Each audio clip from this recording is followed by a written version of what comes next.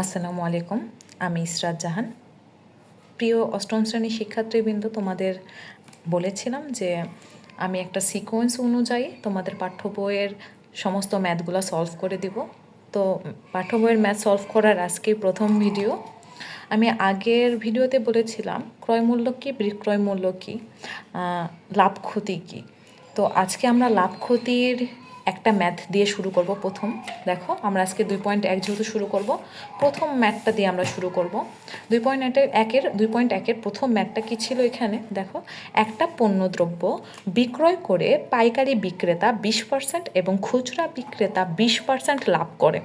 ম্যাথটা আগে ভালো করে বোঝো। যে কোনো কোশ্চেন অ্যান্সার করার প্রথম আর প্রধান ওয়ে হওয়া উচিত আগে ম্যাথ রিলেটেবল যে কোনো কোশ্চেন আগে পড়তে হবে, বুঝতে হবে, তারপর সলভ করতে হবে।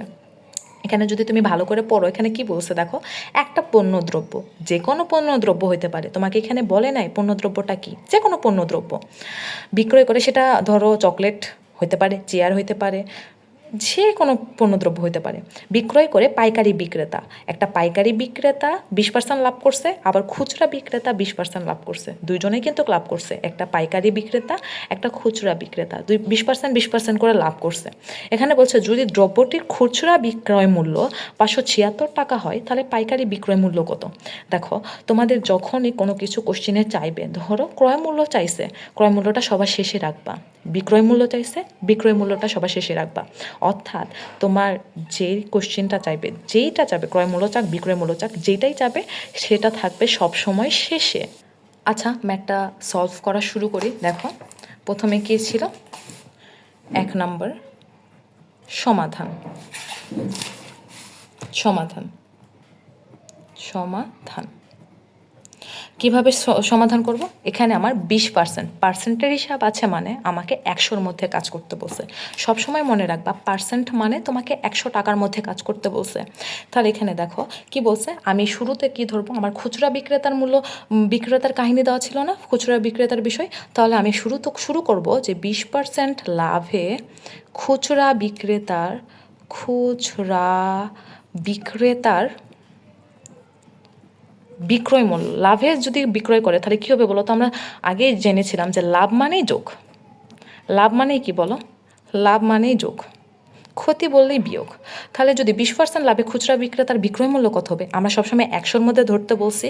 তাহলে 100-র সাথে 20% মানে 20 টাকা যোগ করো, তাহলে কত হবে? 120 টাকা। তাহলে যদি কোনো পণ্য খুচরা বিক্রেতার ক্ষেত্রে যদি 100 টাকা দিয়ে সে কিনে, সেল করছে কত টাকা দিয়ে? 120 টাকা দিয়ে, তাই তো তার লাভ হয়েছে। আমার কাছে এখানে কিন্তু চাইছিল ক্রয় মূল্য চেয়েছে, তার মানে ক্রয় মূল্যটা আমি কোথায় রাখবো? শেষে রাখবো। তাহলে ভাষা কিভাবে হবে দেখো, বিক্রয় মূল্য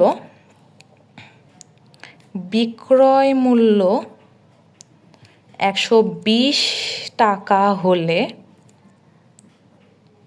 ক্রয় মূল্য কত? 100 টাকা। ক্রয় মূল্য 100 টাকা। তাহলে ঐকিক নিয়মে এখন সলভ করো। দেখো, তা অতএব বিক্রয় মূল্য যদি 1 টাকা হয়, তাহলে ক্রয় মূল্য কত হবে? 100 ভাগ 120 টাকা, কারণ 120-এর থেকে 1 ছোট, এজন্য ভাগ হয়ে যাবে। অনেকে আছে দেখি, এখানে ভাগ কখন হয় বোঝো না, যখনই কোনো সংখ্যা ছোট সংখ্যা থাকবে উপরের সংখ্যার থেকে, তখন অবশ্যই ভাগ হয়ে যাবে। আচ্ছা, তারপরে দেখো বিক্রয় মূল্য এখানে কত দেওয়া ছিল? 576 টাকা। তাহলে বিক্রয় মূল্য যদি এখন 576 টাকা হয়, তাহলে ক্রয় মূল্য কত হবে? এটা 1-এর থেকে বড় না, তাহলে জাস্ট গুণ হয়ে যাবে, উপরে গুণ হবে। 576 ভাগ 120 টাকা। এখন ক্যালকুলেশন করো। দেখো, 576 গুণ 100 গুণ 100 100 ভাগ কত? 120,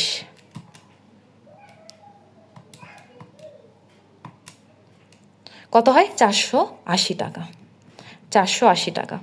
আচ্ছা দেখো, যদি খুচরা বিক্রেতা 120 টাকায় সেল করে, মানে 576 টাকা যদি বিক্রি করে, তাহলে ওনার ক্রয় মূল্য ছিল 480 টাকা। আচ্ছা, এইটুকু কিন্তু শেষ না, কারণ আমার এখানে পাইকারি বিক্রেতারও হিসাব আছে।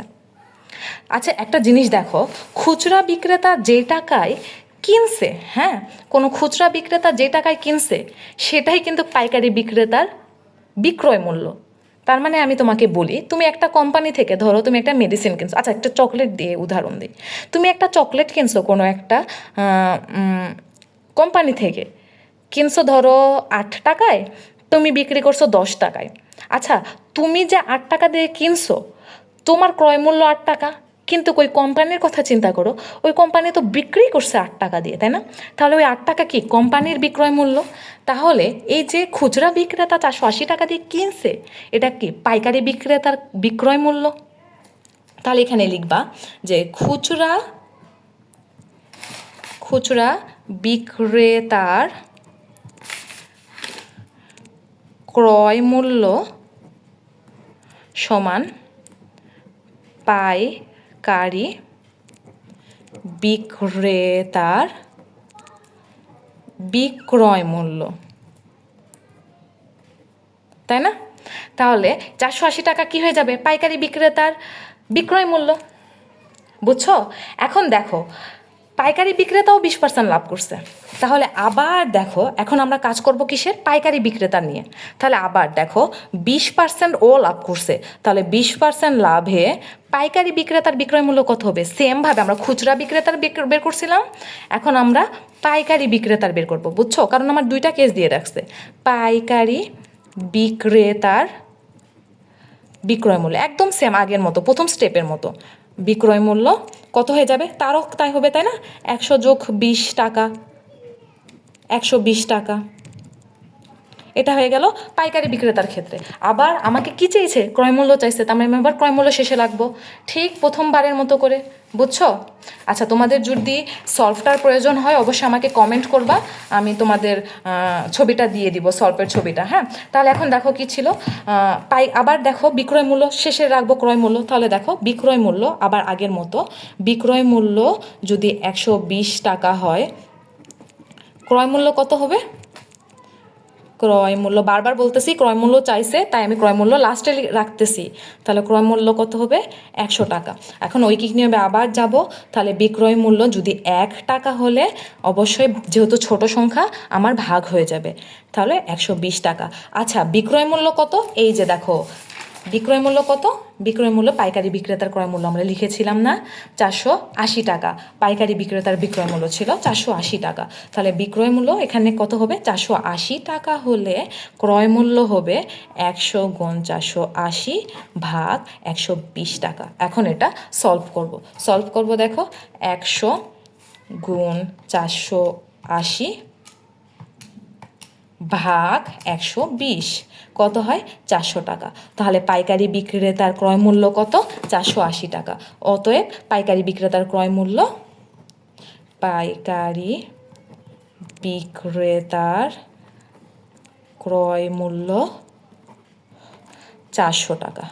এটাই আনসার। তোমাদের যদি সলভ প্রয়োজন হয় অবশ্যই আমাকে কমেন্ট করে জানাও, আমি তোমাদের ছবিটা পিডিএফ আকারে, পুরোটা শেষ হইলে পিডিএফ আকারে প্রোভাইড করব। আর সাবস্ক্রাইব করো, নেক্সট পরপর ভিডিও আপলোড করতে থাকবো ইনশাল্লাহ।